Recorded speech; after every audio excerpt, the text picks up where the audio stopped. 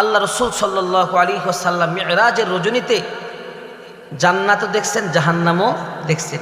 জান্নাতের মধ্যে অধিকাংশ দরিদ্র মানুষগুলা থেকে দেখছেন এবং জাহান্নামের মধ্যে অধিকাংশ নারীদেরকে দেখছেন। কাদেরকে? নারীদেরকে দেখছেন।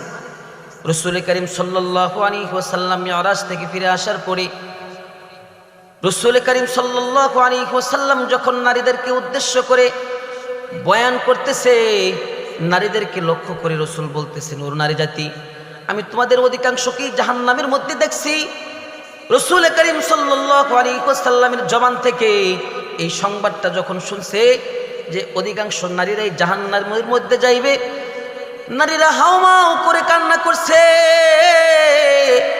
আল্লাহ রাসূলকে লক্ষ্য করে বলতেছে, ফাকালাত মিনহা জাজলাম, নারীদের মধ্যে সবচাইতে বুদ্ধিমতী মহিলা রাসূল করিম সাল্লাল্লাহু আলাইহি ওয়াসাল্লামকে লক্ষ্য করে বলতেছে, ওগো আল্লাহর রাসূল, এমন কি অপরাধ আমরা করেছি যে অপরাধের কারণে আমরা নারী জাতি অধিক পরিমাণে জাহান্নামের মধ্যে যাইব?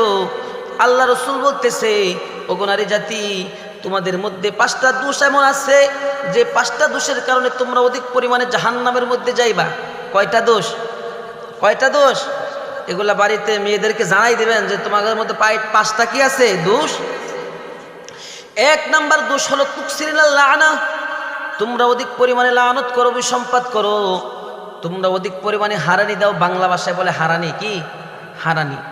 আদরের সন্তান 10 মাস 10 দিন পেটে ধারণ করার পরে এই সন্তান যদি একটু পরিমাণে বেয়াদবি করে রে, সন্তানের বেলায় বলে তোর উপর ঠাটা পড়ে মরে যায়, তোর উপর ঠাটা পড়তে পারে না। কত পোলাইফান মোটর সাইকেলে অ্যাক্সিডেন্ট করে মারা যায়, তুই কি মরতে পারস না? তুই কি মরতে পারস না? এগুলো বলে কিনা বলেন? হ্যাঁ, অনেক সময় সকালবেলা যখন হাঁস মুরগিকে আদার দেয়, অন্য বাড়ির হাঁস মুরগি এসে সেখানে আদার খায় কিনা, খাওয়ার পরে বলে, এই যে কাগো হাঁস, হাঁসের উপর ঠাড়া ভরা হয় না? হাঁসের উপর কি ঠাড়া ভরা হয় না? কিতাবের কথা। হাঁসের উপর কি ঠাড়া ভরার উপযুক্ত নেই বলেন? এই যে যখন হারানি দিল যে জিনিসের উপর, সেই জিনিস তো হারানির উপযুক্ত না, এটা রিপ্লে তার উপর কি করে টান আসে, তার উপরে এসে যায়। তো যে কথাটা বলতেছিলাম, আল্লাহ রাসূল বলতেছে, ও নারী জাতি, মা জাতি, তোমরা অত্যন্ত দামি জাতি, তবে তোমাদের মধ্যে 5টা দোষ আছে। 1 নাম্বার দোষ হলো তোমরা অধিক পরিমাণে লানত করো, অভিসম্পাত করো, তোমরা অধিক পরিমাণে হারানি দাও। 2 নাম্বার দোষ হলো তাকফুরুনাল আশির, কই তোমরা 2 জন মানুষের সব চাইতে বেশি পরিমাণে নাফরমানি করো, না শুকরিয়া করো। কয়জনের বলেন? 1 নাম্বার হলো বিবাহের আগে বাবার না শুকরিয়া নারীরা সব চাইতে বেশি পরিমাণে করে, এরপরে বিবাহের পরে স্বামীর না শুকরিয়াটা অধিক পরিমাণে করে। ঠিক না বে ঠিক? বিবাহের আগে কেমনে করে করে? বাবা একটু দরিদ্র, বাবার সচ্ছলতা নাই, দামি দামি কাপড় পরিধান করানোর সন্তানদেরকে। ঈদের মৌসুম যখন আসে, পাড়া প্রতিবেশীর সন্তানরা যখন দামি দামি কাপড় চোপড় গুলা পরে, তখন ওই সন্তান বলে, তুমি আমার ভালো বাপ নও, তুমি আমার বাবা হওয়ার যোগ্যতা রাখো না, তুমি আমাকে সামান্য পরিমাণ কাপড় দিছো, দেখো পাশের বাড়ির কাকা কত সুন্দর জামা দিছে, তুমি আমার কোনো চাহিদাই তুমি পূর্ণ করতে পারলা না। এর নবীর উম্মতের দল, আপনার কাছে প্রশ্ন রেখে যাই, সন্তানদেরকে কোনো বাবা কি পারতে মানে কোনো কম দামি জিনিস দেয়নি?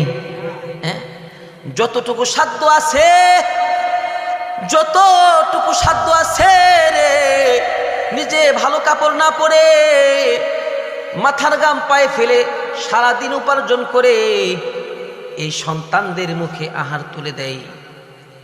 সন্তানদেরকে দামি দামি কাপড় চোপড় পরানোর জন্য, সন্তানরা যেন মানুষের মানুষ হতে পারে, সন্তানরা যেন সুশিক্ষায় শিক্ষিত হতে পারে রে, প্রত্যেকটা বাবার আশা থাকে, আমি যেরকম ভাবে কাজ করে করে আমার জীবনটাকে শেষ করে দিছি, আমার সন্তানরা যেন এমনটা না হয়, আমার সন্তান যেন এমনটা না হয়, আমার সন্তান যেন মানুষের মতো মানুষ হতে পারে, এই কামনা করে কিনা বলেন? বলে করে কিনা?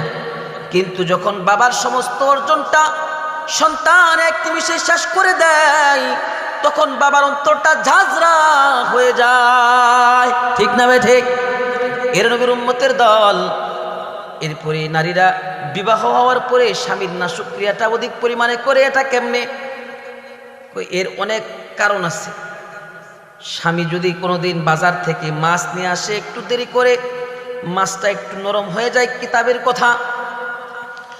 স্ত্রী বলে, তুমি জীবনে কোনোদিন ভালো মাছ আনো নাই। কি আনো নাই?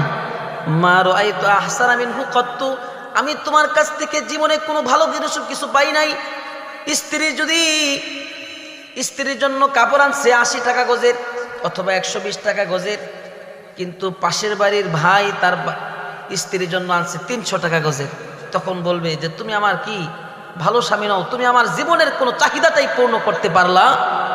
অথচ সারা জিন্দিগি তার সমস্ত চাহিদা পূরণ করে আসছেন, সারা জিন্দিগি তার চাহিদা পূরণ করতে করতে করতে আপনার চাহিদার কথা ভুলে গেছেন, কিন্তু এই নারী জাতির আপনি সন্তুষ্ট করতে পারবেন? এক নিমেষেই বলবে আমি তোমার কাছ থেকে জীবনে কোনো কিছু ভালো কিছু পাই নাই।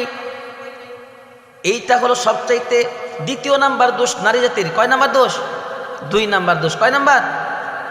3 নাম্বার দোষ হলো হুঁশিয়ার আকল মন খুবই আকল কর দেনা, বুদ্ধিমান পুরুষদেরকে বুদ্ধিহীন করে দেওয়া। এটা নারীদের সবচাইতে, এটাও নারীদের দোষ। ওই কেমনে করে দেয়?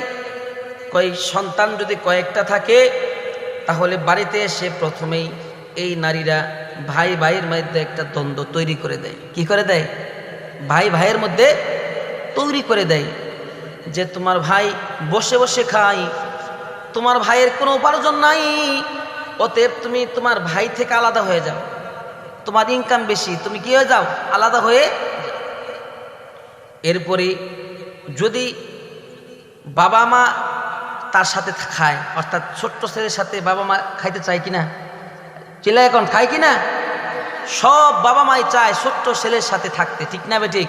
হঠাৎ 2-1টা বড় ছেলের সাথে থাকে, তখন ওই নারীরা বলে তুমি তোমার বাবা এবং মায়ের জন্য যে অর্থ কোটি ব্যয় করো, ঔষধের জন্য যে টাকাগুলা ব্যয় করো, এই টাকা যদি আলাদা করে দাও, তোমার ভাইয়ের জন্য কিছু বরাদ্দ করো, তোমার জন্য কিছু বরাদ্দ করো, তাহলে তোমার কিছু সেভিংস হবে, তোমার কিছু কি হবে? সেভিংস হবে। এর নবীর উম্মতের দল এটা একদিনের বলার দ্বারা কোনো পুরুষ করে না।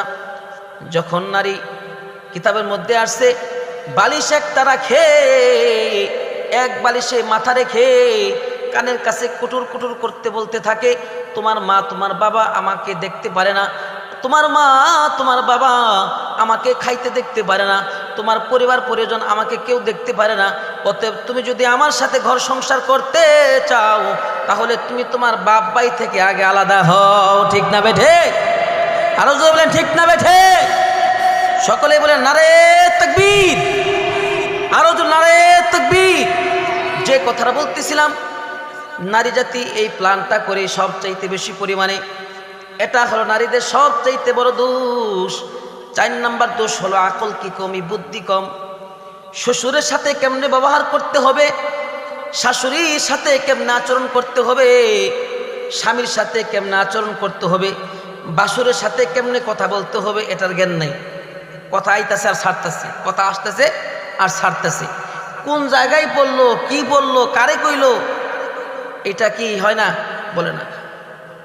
যে সন্তানের স্ত্রী হইয়া তুমি আসলা, তার বাবা মাকে বলে বইয়ে বইয়ে খাও, হ্যাঁ বইয়ে বইয়ে খাও, খালি তো বইয়ে বইয়ে খালি ঠেলো, আর তো কাম নাই, কই কিনা? এই যে দেখেন, বাবা মা সন্তানকে লালন পালন করছে কিনা বলেন? করছে কিনা? কষ্ট সহ্য করছে কিনা? কিন্তু এই স্ত্রীগুলা, সবগুলা না, সব নারী না, এই মেয়েগুলা বাড়িতে আইসা তার বাবা মার প্রতি সন্তানদের একটা বিদ্বেষ তৈরি করে দেয়। এই সন্তানগুলা এক সময় বাবা মার প্রতি বিশাল অতিষ্ঠ হয়ে যায়, বাবা মাকে দেখতে পারে না। এই সন্তান, এই যে বাবা মাকে দেখতে যে পারে না, এই সন্তান জাহান্নামে যাওয়ার কারণ কিনা বলেন? কারণ কিনা? কার কারণে হইল? ওই নারীর কারণে হইল। এর জন্য যে কথাটা বলতেছিলাম, যুবক ভাইয়েরা, স্ত্রী সন্তান এটা মহব্বতের জিনিস, ঠিক আছে, তবে মা বাবার উপর স্ত্রীর মর্যাদা কখনো হতে পারে না। ঠিক না বেটে? এই জন্য যে কথাটা বলতেছিলাম, নারীদের 4 নাম্বার দোষ হলো আকল কি কমি, বুদ্ধি কম। 5 নাম্বার দোষ হলো দিন কি কম, এই দিনের কম, অর্থাৎ আমল ইত্যাদি এগুলা বেশি করে না, এগুলা বেশি করে না, আমল আখলাক এগুলা খুব কম তাদের মধ্যে। এই 5টা দোষের কারণে নারী জাতি অধিক পরিমাণে জাহান্নামের মধ্যে যাইবে। আল্লাহ রাসূল সাল্লাল্লাহু আলাইহি ওয়াসাল্লাম যখন এই ঘোষণা দিয়ে দিলেন, নারী জাতি আরো হাউমাউ করে কান্না শুরু করছে। আল্লাহ রাসূল নারী জাতিদেরকে আশার বাণী শোনাইছে, 2টা আমল যদি করে যেতে পারো রে, তাহলে তোমরা আল্লাহ রাব্বুল আলামিনের জান্নাতের মধ্যে যাইতে পারবা। বলেন সুবহানাল্লাহ। 1 নম্বর আমল হলো তোমরা আল্লাহ রাব্বুল আলামিনের দেওয়া সম্পদগুলা আল্লাহ রাব্বুল আলামিনের রাস্তায় ব্যয় করবা। বলেন সুবহানাল্লাহ। প্রত্যেকটা নারীর 2 ভরি 3 ভরি 4 ভরি 7 ভরি গহনা আছে না নাই? হ্যাঁ, এই যে এগুলার যাকাত প্রদান করতে হবে। মসজিদ মাদ্রাসা থেকে যখন কোনো অনুদান চাওয়ার জন্য আসে, তখন নিজের পকেট থেকেও কিছু দিতে হবে, ঠিক না বে ঠিক?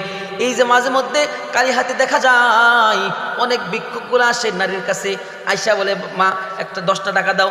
কোনো নারীর ভ্যানিটি ব্যাগের চেন আমি খুলতে দেখি নাই, কোনো নারীর ভ্যানিটি ব্যাগের চেন খুলতে দেখি নাই, খালি কয় না টেহা নাই, কি নাই, টেহা নাই। অর্থাৎ নারী জাতির মধ্যে সবচাইতে বেশি পড়ে কৃপণতা নারী জাতির মধ্যে।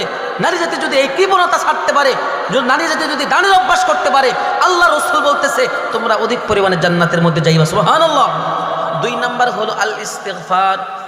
রান্না করতে বসবা, এরকম ভাবে তরকারি করতে বসবা, যখনই তোমরা অবসর হবা আল্লাহ রাব্বুল আলামিনের কাছে ক্ষমা চাইবা। আস্তাগফিরুল্লাহ, সকলে বলেন আস্তাগফিরুল্লাহ আল্লাযী লা ইলাহা ইল্লা হু আল হাইয়ুল কাইয়্যুম ওয়া আতুবু ইলাইহি। এই ইস্তিগফারের আমল 5টা দোষের বিনিময়ে 2টা আমল যদি করতে পারেন, আল্লাহ রাব্বুল আলামিন কি জান্নাতের মধ্যে যাইতে পারবেন। তো ওই 5টা দোষ থাকুন যাব না নাকি? থাকুন যাব নি? এই 5টা দোষ থাকা যাবে না। যে নারী জাতি এবং মা জাতির মধ্যে এই 5টা দোষ আছে, তারা এই সমস্ত দোষগুলা নিক্ষেপ করে সুন্দর সাবলীলভাবে জীবনযাপন করুক, এই আশার প্রত্যাশা আমরা করি কিনা বলেন? হ্যাঁ, আল্লাহ রাব্বুল আলামিন আমাদের প্রত্যেককেই আল্লাহ রাব্বুল আলামিনের গোলামি করে, আল্লাহ রাব্বুল আলামিনের বন্দেগী করে দুনিয়া থেকে বিদায় নিয়ে যাওয়ার তৌফিক দান করে সকলেই বলি আমিন। আর ক্ষমা চেয়ে নিচ্ছি হযরত আমাদের যে দ্বিতীয় মেহমান মাদারবীর ভাইয়ের কাছে দীর্ঘক্ষণ বসায় রেখেছিলাম, আমি ক্ষমা চাচ্ছি। আল্লাহ রাব্বুল আলামিন যেন ক্ষমা করে দেন, হযরতকে দীর্ঘ সময় বসায় রাখছি। আর এলাকাবাসী যারা আছেন, আরও অনেক মানুষ আছে, এলাকার অনেক মানুষ আছে, আমরা এখানে মানুষ এত সুন্দর একটা প্যান্ডেল করছি। আশা করি যে এখনো পর্যন্ত যে সমস্ত মানুষগুলা দোকানপাটে বসে আছে, এগুলা যদি আসে এই প্যান্ডেল ধরাবে, বলেন ধরাবেনি না? এই জন্য এলাকার ভাই চাচা যাদেরকে লক্ষ্য করতেছি, কোরআনের মজলিসে এখানে বসলে আল্লাহ রাব্বুল আলামিনের কাছে এই ফুটেজটা থেকে যাবে। এর উসিলায় আল্লাহ রাব্বুল আলামিন আমাদের নাজাতের উসিলা বানাই দিতে পারে, ঠিক না বে ঠিক? আল্লাহ রাব্বুল আলামিন উসিলা খুঁজবে মানুষদেরকে মাফ করার জন্য। অসংখ্য অগণিত গুনাহের জায়গা আমরা গিয়েছি, যদি একটা সওয়াবের জায়গায় আমরা আসি, এই ফুটেজটা যদি থাকে, আল্লাহ রাব্বুল আলামিন যখন উসিলা তালাশ করতে করতে থাকবে, তখন দেখবেন যে হযরতে উলামায়ে কেরাম এত সুন্দর একটা মজলিস কায়েম করছে, সেখানে আরামের ঘুম হারাম করে আমরা বসে গিয়েছিলাম। এই ফুটেজটা আমার জন্য, আপনার জন্য নাজাতের জরিয়া হয়ে যেতে পারে, ঠিক না ভাই ঠিক? আল্লাহ রাব্বুল আলামিন আমাদেরকে আখিরাতে নাজাতের উসিলা বানানোর জন্য তৌফিক দান করুন, সকলেই বলি আমিন। ওয়া আখিরু দাওয়ানা আলহামদুলিল্লাহি রাব্বিল আলামিন। আসসালামু আলাইকুম ওয়া রাহমাতুল্লাহি ওয়া বারাকাতুহু।